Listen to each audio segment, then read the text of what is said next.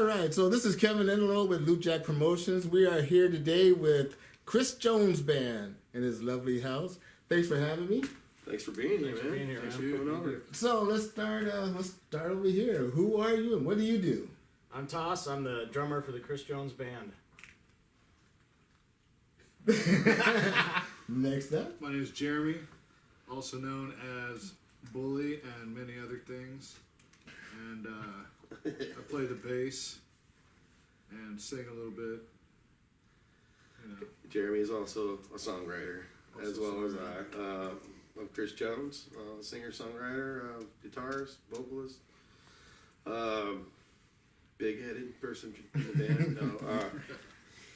Yeah, it's us. And then, of course, we have our sound man over here, technical support, Sandy Cole. I'm Sandy Cole. Run sound for them when they need it, roadie, technical support, computer, whatever they need. Right on. So how did this band get started?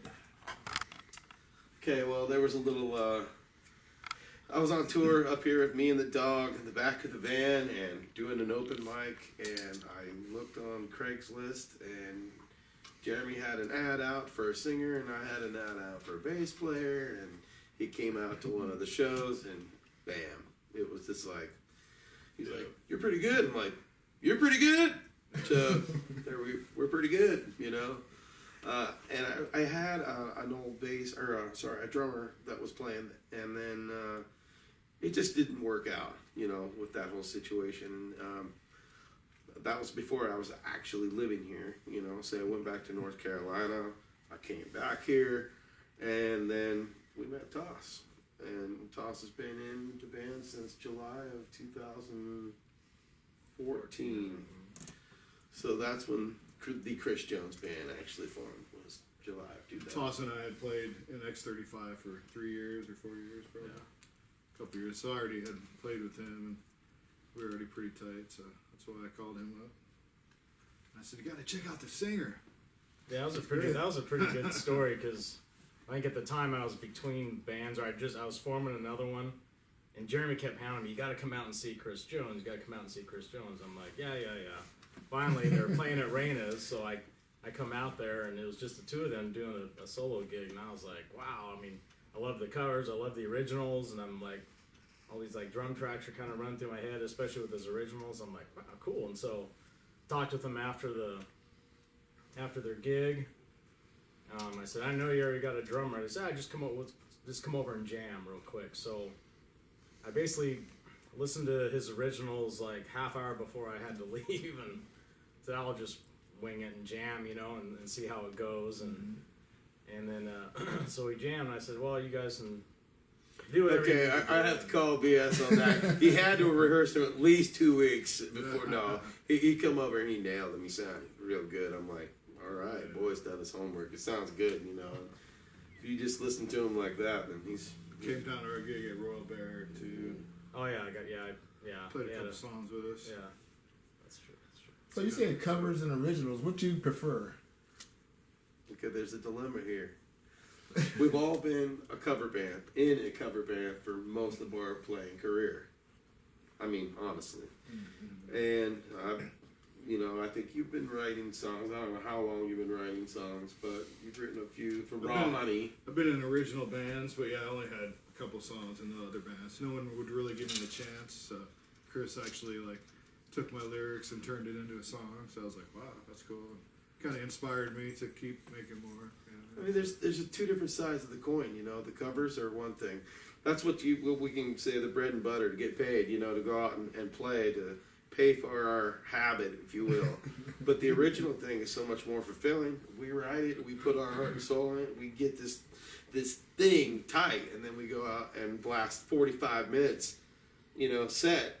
And it's all us, all our creation. To me, that's the most satisfying thing there is. However, if we're going to go out and play covers, we're going to do it the Chris Jones way. So if you notice, there's a few of them on our YouTube site. There's Charlie Daniels, Double One Down in Georgia. Yeah.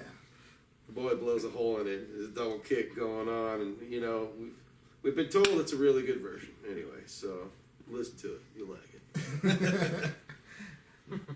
So, speaking of originals, then how do you come about writing a song? Did one of you guys come up with the lyrics, or you guys how do you do it? I have a different writing process maybe than he does, but Yeah. Usually we kind of have it at least halfway written, and we kind of bring it and present it to the band. And sometimes, you know, I learned how to do it on GarageBand, where you can like record your little thing through the phone, iRig. So I already had it all recorded and brought it over that way. It was kind of nice. yeah, Driver was pretty much like done.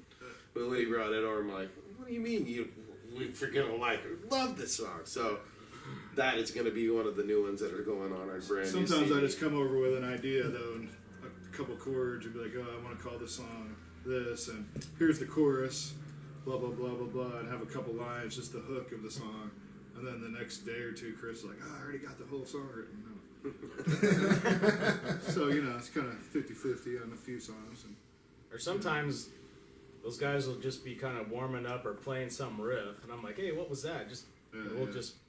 We'll just play. We'll just jam something, and then kind of like, and then Chris will start spitting out some lyrics. I'm sure there's probably a good 20, 30 songs that are sitting in there. I want to say they're unwritten jams, but they're still floating in there once in a while. It's their warm up that they'll do, and we'll doodle, and it's kind of a structured doodle, if you will. You know, it turns into a song. You know, Watching the process during band practice, as a fan of music and knowing this guy for over 30 years and knowing how he sings and what he, the songs he's created himself, and watching these guys come in and bring bits and pieces in and watching it come together in practice. I mean, it's absolutely amazing watching the process be done with these guys. They'll go over it, they'll cut pieces out, they'll add pieces, and over a couple practices, they'll have this song down, and that's it. It is so good.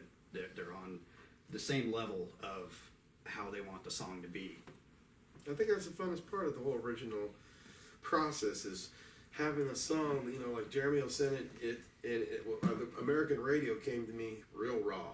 I mean, it was like on a phone, kind of crusty guitar sound in the background. You know, I could make it out. I could hear the song and immediately thought, ching, there's potential right there. You know, and kind of put it in, and I heard something, and then I put a melody line to the guitar to it, and then bam, it's the title track on the damn CD.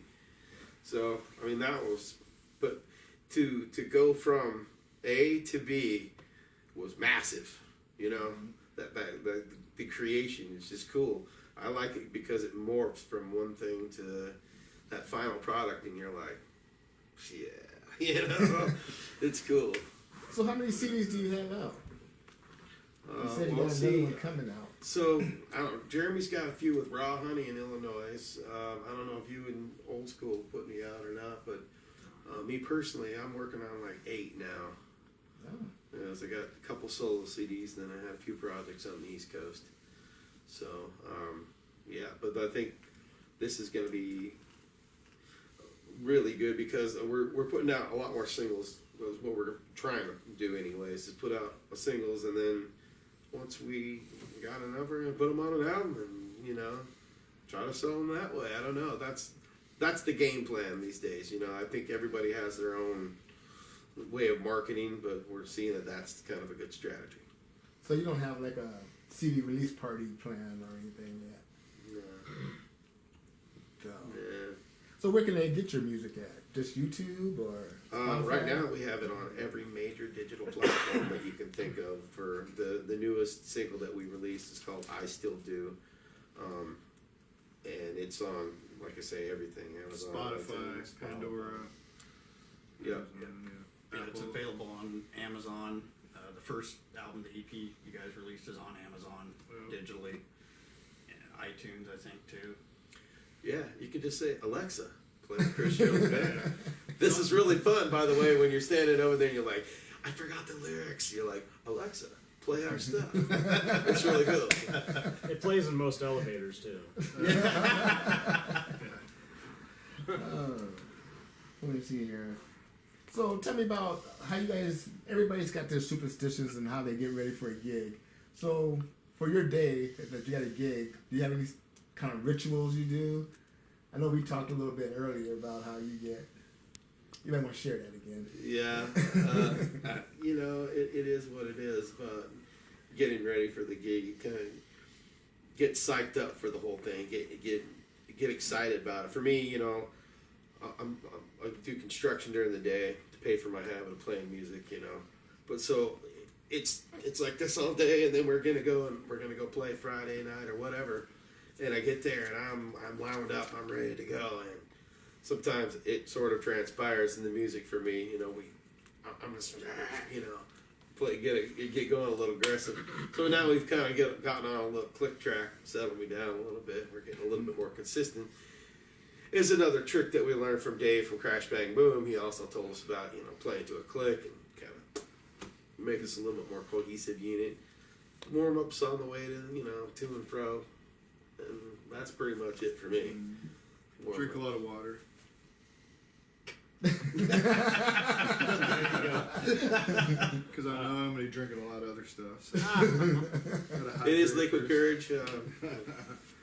Usually for me, if it's a Saturday night gig, usually Saturday mornings, I'll go down and, you know, get all my gear out, because I usually have an extra. I got my gigging gear, gigging kit, all kind of bagged up, ready to go.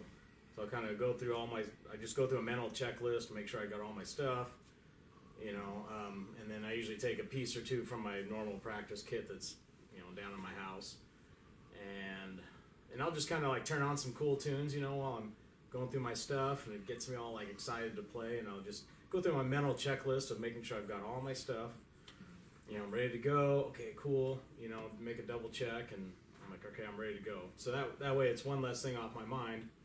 That way when it's, you know, showered, ready to go, take off, you know, head to the gig, I'm already, you know, good to go, and then I'm fired up. You know, or sometimes if I got time, I might run through a couple songs, you know, just to have some fun with them just before the show. In case they're doing a new one, play it, you know, like one or two more times or something like that. And then, yeah, get all my gear ready, and I'm ready to go. Yeah, the guys, you know, they show up and they're ready to play. It's interesting, like I said, you know, being just roadie and sound and stuff like that, and, you know, knowing these guys now for doing this for 4 years for them. They wander in and they all have, you know, their states, they're focused on stuff and get the equipment set up. And if I'm running sound, it's check all my stuff, my computer, make sure I got all my cables, and prepare for the worst. Wireless connection goes down, I got my hardwire. And the good thing is if we come in and totally sound like shit, then it's his job to make the sound better. And he does a really good job of that. I don't know how it works like that, but he does a real good job. I do my best. You know, you guys give me some good material to work with. I usually can get up on stage and know within a little while or not if I'm doing all right, because I'll give everybody the eye, and if they're kind of looking at me like, dude, really? You know, I'll be like, I can lean heavy on Sandy tonight, but You know, It's usually Chris turn up, Jeremy turn down. yeah, that's usually how it goes. Toss, just, you know. Turn the cymbals down. Luke and I turn those knobs all the time. So there is something that you can look for in our show is when there's some double kick going on. Toss likes to make sure that people in the back row can hear it very well. Okay, Yeah. and then about mid-second set or so, somehow Jeremy, his hearing gets a little bit less. So we'll walk over to that bass amp and turn it up a little bit. He's like, I gotta get this room moving. Of course, you know what happens when both these guys go. I've got to, I gotta sing a little bit more energy. Let's go, guys. So I think it's their way of being like, hey, boy, come on, let's go. But all in all, man, we get out there and we have a really good time. And playing the cover songs, we kind of put our own flair to them. So they sort of have their originality to them, Yeah. I like to look at them like that anyways. Play it our own way. Yeah, these guys really feed off the energy from the crowd. You know, playing the originals, you can just see the passion come through. And when they do the covers, it has their stamp on it. And it's received really well. And like I said, when I'm running sound, it makes my job easy. with these guys playing. You know, there's not, you know, I set some stuff and they go at it, and they give it their all every time. You just gotta walk around with a fire extinguisher and put out the flame. You know, so me preparing for stuff, it's fairly simple. I just have my anxiety of just making sure things, preparing for any disasters. So you said they put their stamp on it. So what kind of musical influence do you guys have? Who's your... This is good. This is good because we got. I think I'm more like 70s and 80s, I would say. I was really into Motley Crue and, you know, the early 80s, kind of glam rock and all that. And I had some older friends, so I was influenced by 70s Zeppelin, Black Sabbath, and more bluesy influence than you guys for sure. I started off on oldies, and then hell, I don't know. By the time I got good enough playing that stuff, then it was the early '90s for crying out loud. So I mean, you know, that's when I started getting to high school. Then I started '90s alternative, and I was keeping current with most of that. And then, you know, I don't know. I'd say you could probably tell by some of my playing that the 80s hair metal bands, Motley Crue, Dokken, you know, those are the, you know, a couple of the main ones. That's pretty much where my influence comes from. You know, I draw a lot of stuff from those kind of bands, but I also love a lot of cool funk and you know, some cool jazz stuff. So I try and, you know, just coming from my musical family background, I take a little bit of everything and kind of just make it my own. You know, I'd like to touch base on one thing. Is the fact is, Jeremy was from Illinois, has been out here. I was from here, but I moved to North Carolina for 20 years, and then I moved back. And I'll tell you, on the East Coast, it's like a meeting point where I was of just so many different genres. And I was on-demand cover person playing acoustic, you know, and I would take requests. And so I would play anything else, a musical slut, I admit it. And so, you know, I learned a ton of different stuff. And of course, Jeremy's got, you know, all this, there's different, so I mean, there are influences all over the map. And you can kind of tell on our originals, and they're all over the map. It's kind of like, I compare it to like how Aerosmith is. You know, you can't kind of pigeonhole them into one little thing, as we kind of, it's all over the place. Like Sandy says, he kind of compares us to the Pop Evil, where they're a little ballad, but they're a little rock, and they're a little everything in between, and there we are, you know. I think it's kind of a good variety to have, because, you know, some bands you can listen to and like almost all the songs kind of go down the same road. And it's nice to have, you know, some variety, because that's what I really liked about when I jumped in with these guys, is because knowing what Jeremy can play, and then Chris to me was, you know, a fresh new guy, so I'm waiting to hear all what he can do. And so it's nice that all of our songs, you know, we can have, you know, a hard rocking song like Wrong Side of the Tracks, where obviously you'll see a lot of our, you know, a lot of the double kick or, you know, heavy metal influences come in, and then we can play something like I Still Do or Always, where it's more of a, you know, more of a ballady kind of song, a little bit slower, more emotional. And then we've got, you know, one of the first songs he wrote, Funky Kind of Love. Then we get some of the funk stuff, and you know, we can let some of our chops fly, you know, because you can really hear some really cool musical tastes and abilities during that song. And so it's nice to have all these different flavors, you know, I think that makes a band a little bit more colorful, a little bit more versatile, you know, as far as maybe playing certain venues or what people ask for. Because if certain bands and they do one thing, you know, you're kind of stuck on that, you know, on that realm. But I like being able to play all those different kind of things, you know, all these different styles. Yeah, we can makes it a lot of fun. go from Motown to metal, pretty much. Yeah, you know, and it keeps your chops up. I think it makes you a better player, personally. You know, We're accepted in a lot more places, kind of like American Express, you know. Accepted where it needs to be. There's a country bar, well, we're going to stack a little more country in it. If it's a rock bar, we're going to put a few more rock songs on our set. But either way, the bulk just kind of just goes, you know. Read our crowd well, and go from there. The diversity of the music is phenomenal. Like he said, you know, Pop Evil covers that whole gamut. There's a lot of bands that do that. We just went and saw Black Label Society, and Zach can cover that gamut also. On the piano, playing a ballad, up there ripping it on, on the guitar, just awesome heavy metal track, and these guys can do it too. And it's great to see that, because that diversity is what makes you stand out. Mm-hmm. It is amazing to watch it. Some Otis Redding to Adele, you know. We got a little bit of everything in there. So what was your best crowd? Best place you played and the crowd was just interacting with you guys? And Probably the 4th of July show. Yeah, as our group was probably Louis 4th of G's July. is pretty fun. Yeah. Louis G's was a Louis really G's is great really one. good show. That was a good one. Louis G's is consistently a great place for us because of their sound. I mean, Chris Peterson running sound down there. Yeah. He's got that place dialed in, and when you kick, you can just feel it. It's like a lot of places that we go and play, they're kind of like, keep it down, keep it, mellow or whatever. No, we want to go in there and play, and that place you You're get to not turn it even up, in and the they're like, PA. yeah, that's all I can say. That's It's my great. favorite. Thank you, Chris.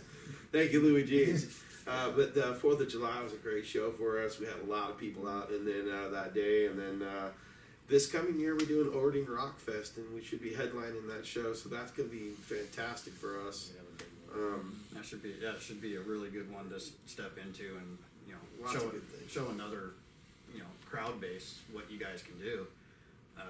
Playing Louis G's again, I think a couple times this year. Also here coming up, and like he said, Christopher Peterson does an amazing job with sound down there, and a great guy. I've learned a lot from him just watching him do what he does. Gives me a chance to kick back, relax, and watch, really watch these guys, and grab some video and stuff that's on our YouTube page from our Louis G's gig.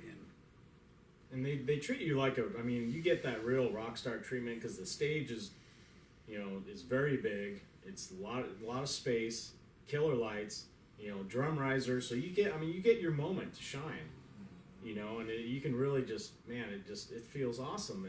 And so when you got, like for the three of us, man, we're all excited because it's it's the whole package up there. And we get to play on it, man. It just feels, killer. You can look out and you see everyone really having a good time. We're just like, man, it's go time. Not to mention they got good pizza. Let's get down to it, man. The pizza bomb. so when are you guys playing there again? Actually, we got a gig coming up on April 18th. April 18th, and then there's one after that. June 27th. June 27th, I think, 26th, 27th, so something like that. We're actually looking for a band. One of the bands kind of backed on that, so we're still trying to set up stuff. But it's going to be a phenomenal couple shows down there. We got a lot of people that came down there the first time. They're like, "When are you going back?" So it's going to be a good show for us. And since then, we've worked out almost a half a new set worth of new original stuff that's jamming.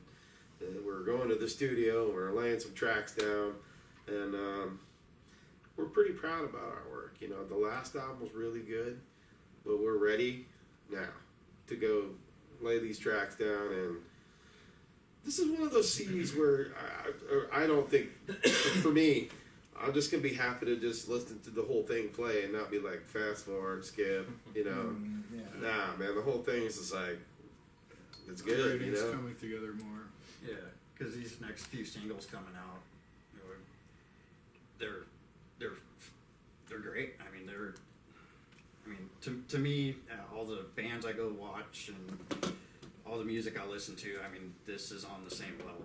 These guys working hard on these songs, and they're incredibly good. So was this all recorded in one studio, or are you going to multiple studios? We have two different studios that we're working with right now.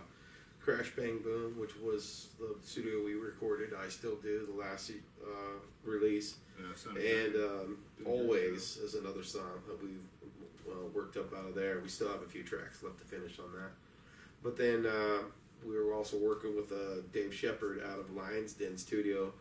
Was the guy who produced American Radio, and so he's done a few tweaks to his studio, and we're gonna go up there and lay down a few more tracks and see how it works. And somewhere in there, we're gonna go back up to Crash Bang Boom and finish that stuff. And we're really happy to get in there and do the studio work. To me, that's where the creation really shines. You get your moment to do your thing, and it's a piece of history.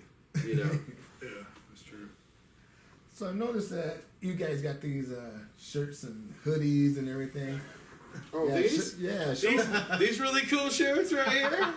Yeah. Because if everybody's coming out to see your gigs and stuff, what else you got? You got hoodies, you got shirts, you got hats. What Right else? now we got pullover hoodies, we got zip up hoodies. Yeah, wow.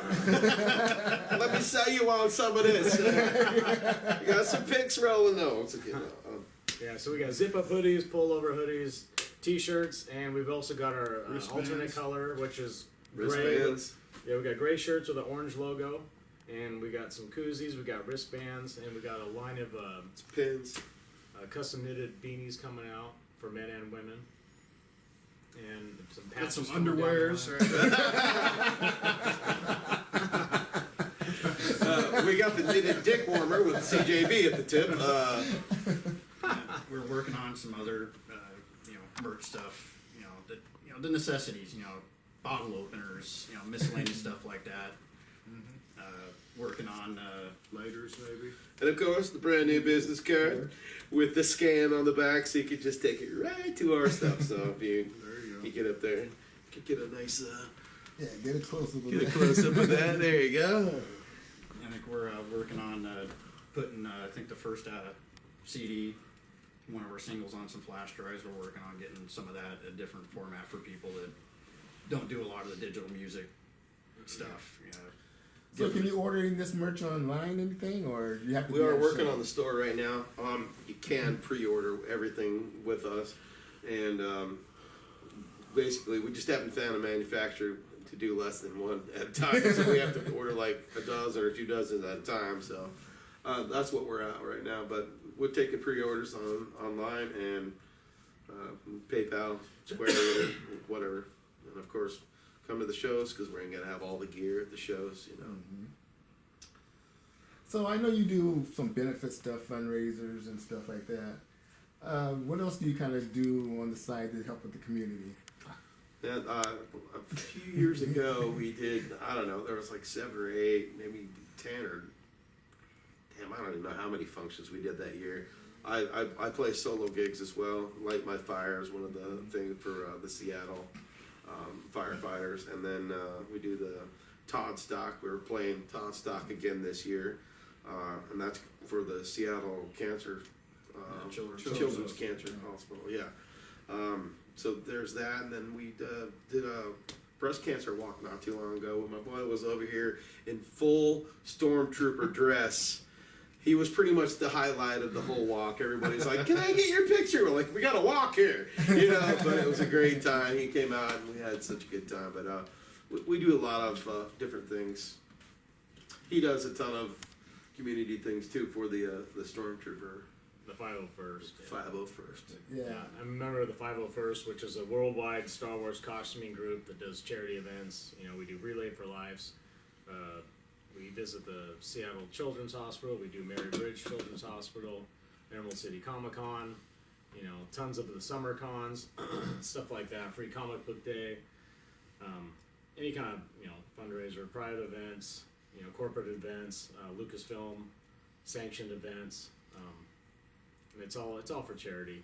Anything that we ever do, whether it's someone privately asks us to do an event for them, all we do is we volunteer all of our time, and all we do is ask the the requester to make a donation to whatever charity they want. It doesn't matter what it is, and so we do them all year long. We get so many requests. It's sometimes we have a tough time filling them all out. It's crazy. It's really blown up into a huge demand and but it's so much fun because the reaction from the kids alone is what drives us to do it, but it's also the adults, and that age range will go from 21 to 91 or 100. We go crazy when we see stormtroopers in Star Trek. Ah! You gotta go crazy with that stuff. Well, I know that you did one for me. Well, you did 2 for me actually, and I know the first one. And I was telling my friend Tin Lee that you were coming down, and she said, "Oh, this is going to be a serious benefit. We don't want it to get cheesy or anything." As soon as you guys walked in, she was the first one. I need a picture. That's right. Yeah, people might think, it's like, this is not like your basic Halloween costume. These are totally legit, approved, screen accurate costumes that cost, you know, a pretty penny to build, but I mean, to me, it's all worth it. It's all worth it. So I want to ask you about your gear now. Do you guys have any sponsorship or looking for sponsorship for it? Yes, we are looking for Yes, we are. Yeah, we You know, strings, pigs, sticks, all that'd be great. Symbols for my boy over there. Preferably about this big that make less noise. No, I'm kidding. No, you know, clothing line, we're all of it. You know, we're into any and all of it for sure. I mean, there's gear that we definitely love to play. I mean, period. I mean, I use ESP basses and Trace Elliott amps. I don't know what you use. I play. I got 2 different drum kits. I'll bring out Sonar drums, Pacific made by DW drums, Orange County snare drums. You know, Sabian cymbals, Zildjian cymbals, Pasty cymbals. I use a little mix of them all. And your Vic Firth sticks and Evans drum heads for sure. yeah, I'm a Ernie Ball guy for life on the strings, and Tortoise picks, Les Pauls, and Line 6, man. Oh, well, there's good gigs. You got to break out the Marshall. Come on. Well, talk about that one guitar that you got. We talked about with the 57 Chevy. yeah, the 57. That was a Chevy. special one for me. Yeah, it took me a couple of years to build. So the guitar was a tribute to my dad, who was into hot rods and cars and guitars, who taught me how to play my first couple chords. And so I wanted to do something nice for him. He passed away, and so I went and saw his friend. That they were friends since like they were 4 years old, and he helped me carve the body out. And I got the idea because I just thought it was a good idea. But my father-in-law gave me his original 57 Chevy parts for it. So the aluminum on the fin, I put as my pick guard for the guitar, and I drilled a hole in the guitar and I put my dad's ashes in there. And it's right where my hands rest, so it's always close to me. You know what I mean? Right on. So it's a really cool guitar. It plays great. It's kind of a cool, you know, showpiece to go out and play and talk about. And it rocks. I just put a new pickup in it, and it kicks ass now. So you know, it's fun and whatnot. I think it's for me. I kind of like it. He came up with that song "Driver," and you know, the car or the guitar is in the shape of a car fin, and there's this little theme going on here. You know, like there's. So, and some of the lyrics he's got about an American radio, sitting in the back seats, it has to do with the cars, you know, just a lot of stuff like that. And so we're a high octane rock and roll, full throttle, let's go rock and roll band. This is what I feel about it. And it's starting to reflect in our songs, our writing, and it's that gas, that momentum that the band is we're starting to step it on a little bit. And I think all of us can feel it now, you know? Yeah.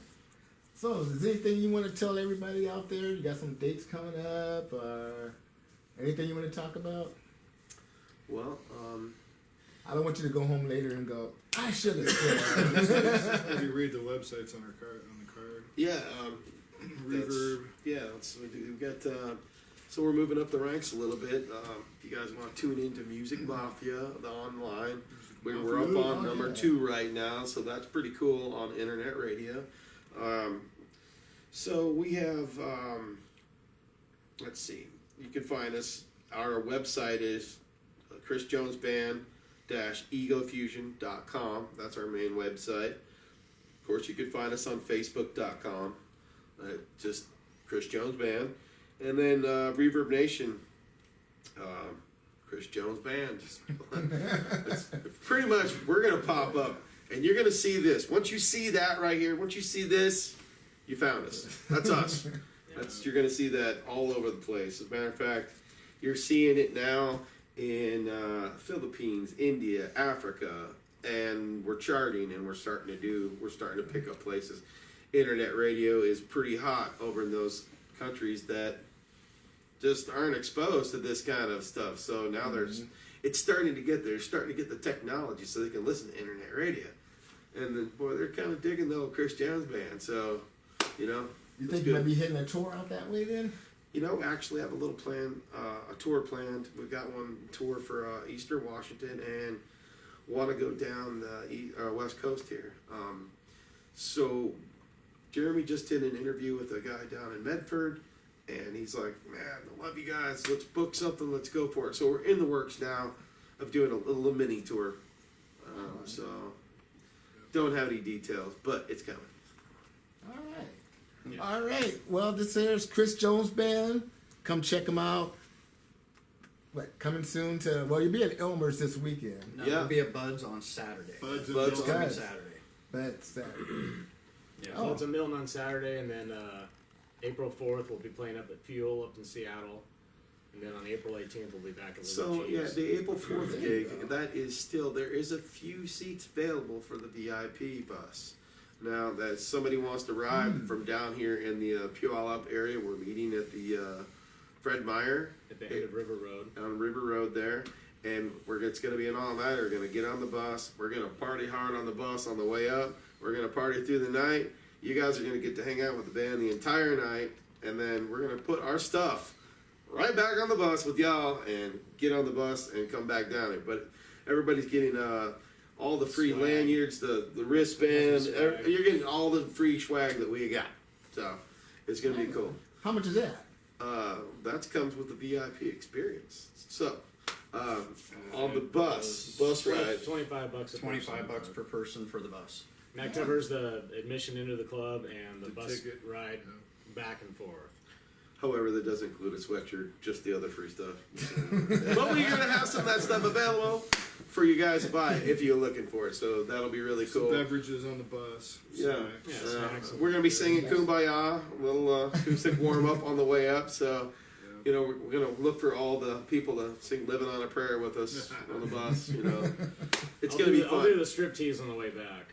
And hopefully, if all the VIP things goes well, the first time on April 4th we play at Fuel again, maybe we'll do that thing again. We don't know. We're gonna try it and see how things roll. So, Sounds good. yeah. All right. Well, thank you very much. Thank Here with the you. Chris Thanks, Jones Kevin Band. Enlow, for coming over here and getting us Hanging in out. here. Yeah.